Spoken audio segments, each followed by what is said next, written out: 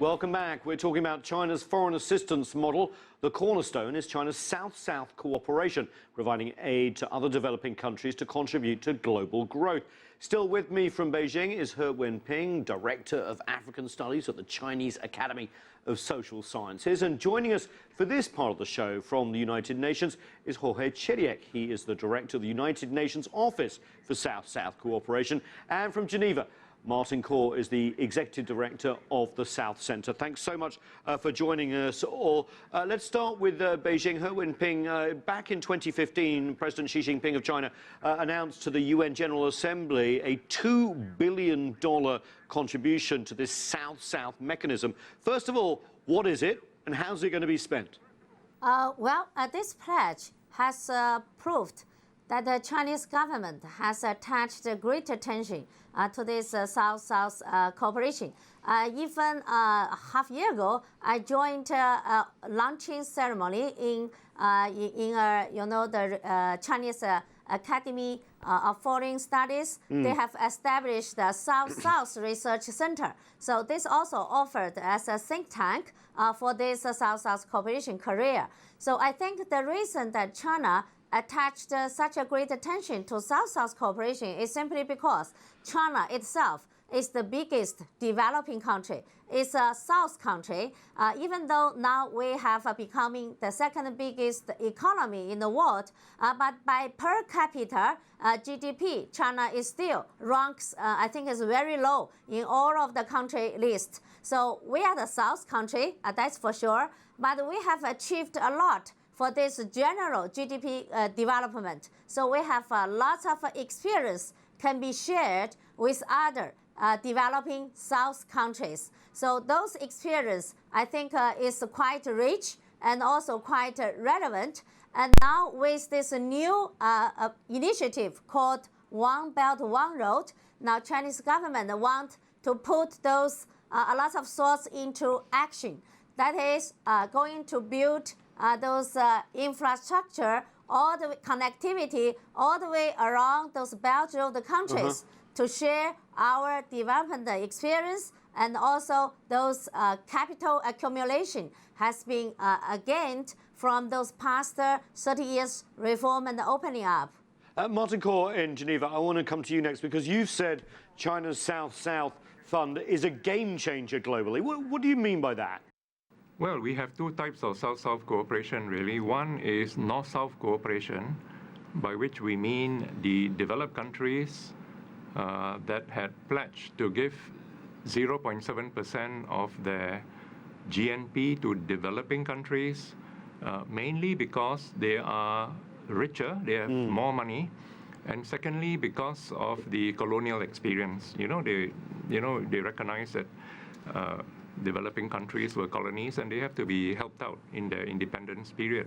So it's a kind of obligation by the rich countries to help the poor countries. Now, the other type of cooperation is South-South cooperation. And this is where the role of China comes in. South-South cooperation is not based on obligation, but it is based on solidarity between developing countries and mutual respect and also mutual benefit. It's not that I have to help you, but that I want to help you in order to express my solidarity. So when President Xi Jinping in United States last year announced the two funds, by the way, one is the Development Fund of $2 billion, the other is the Climate Fund, South-South Climate Fund of $3.1 billion. These are very big amounts compared to a few million or hundreds of millions. And so why are they a game changer? Setting up two institutions.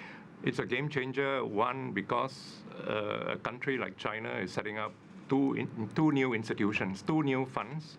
And secondly, to be very frank, the quantity is large.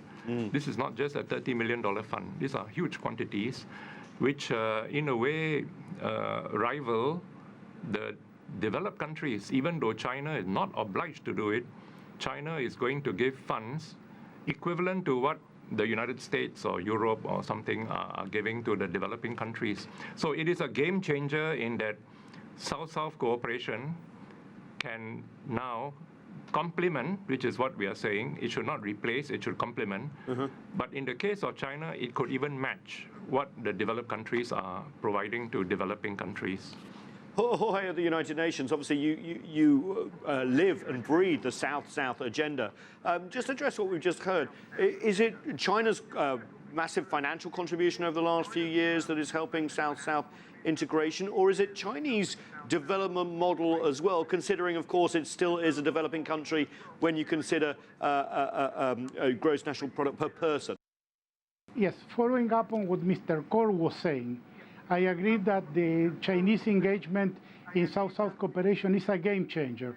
As you said, as you implied in your question, one key element is the model, the Chinese model that has shown that there is an alternative way to develop based on a different interpretation of structural economics that has yielded spectacular results.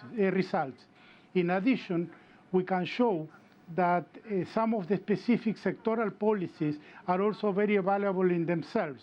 And thirdly, the new element is the one that was being highlighted in the previous conversation, the importance of the significant commitment of resources that China is making. So therefore, China is making South-South cooperation a reality as a very important instrument to build a better world, a more interdependent world, a world in which southern countries can promote their common interests with the support of examples and resources.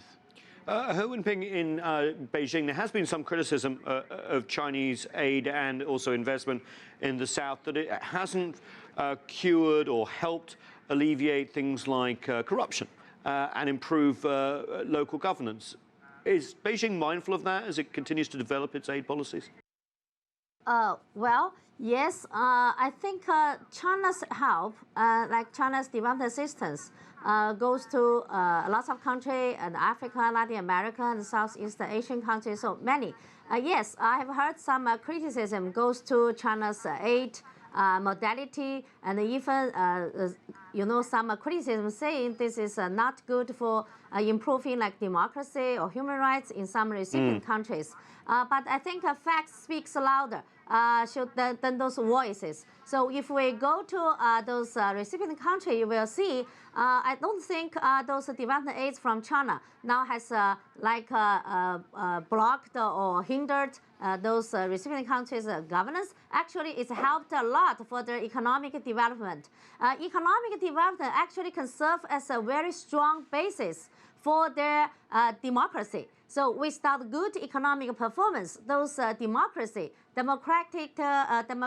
development itself cannot hold water at all. So you can see many countries, particularly in Africa, so when they have election, pre-election, during the election, even after election, some of them often goes with hand in hand with chaos. So a lot of fighting. Why is that? Because those limited resources, those very poor economic development somehow has hindered those democratic development. So I don't see any conflict between China's development assistance with Western countries' development assistance to some certain same recipient countries. Actually, it can play, hand in hand and complemented with each other.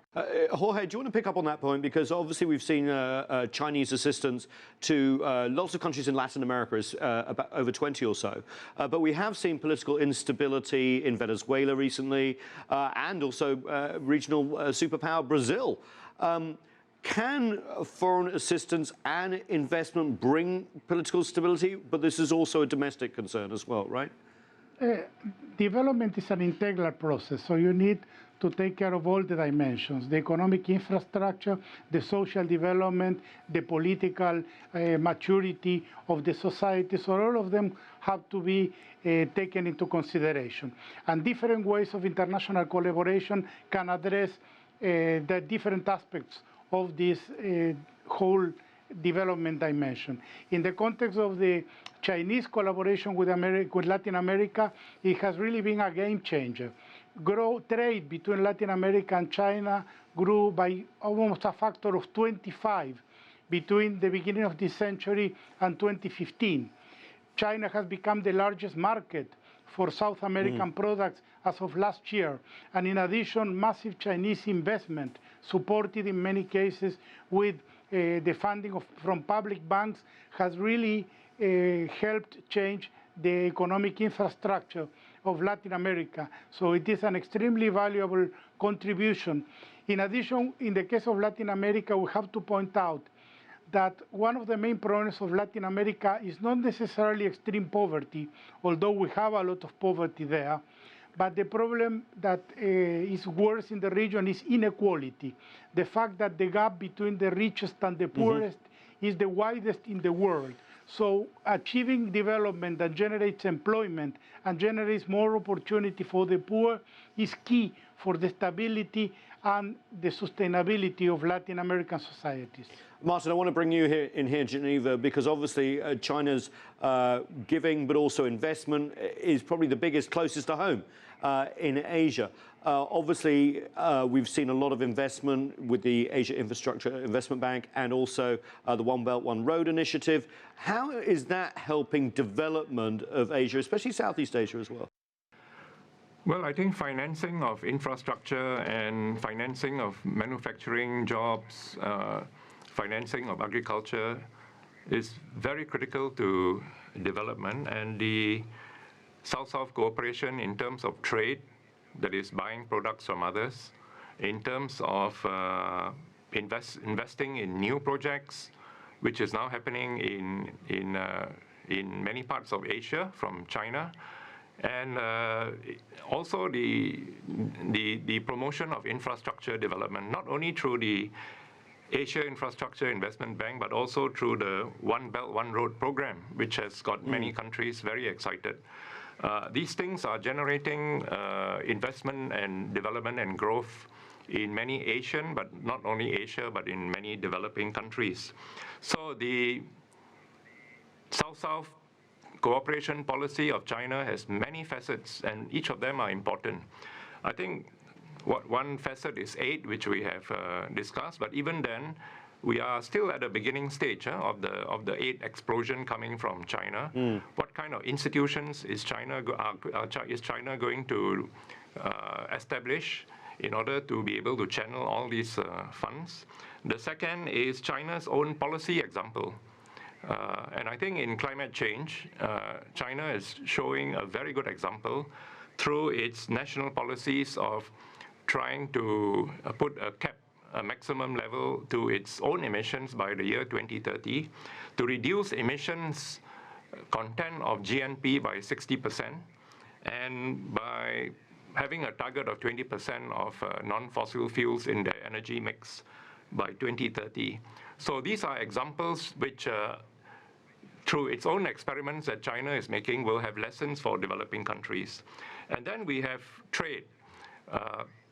Commodity purchase by China has become very important for developing countries. The question is whether, as commodities decline in terms of quantity, because we are running out of raw materials, whether we can have a decent price for these commodities so that there will be good terms of trade for other developing countries. We have the RCEP in Asia. That's a regional comprehensive economic partnership trade deals, agreement that is supposed to unlock trade between Asian countries. We have the infrastructure and financing of infrastructure. These are new institutions created by China and new projects. So overall, you might say, as a package, there is really a massive development of South-South cooperation, which is being generated from Beijing.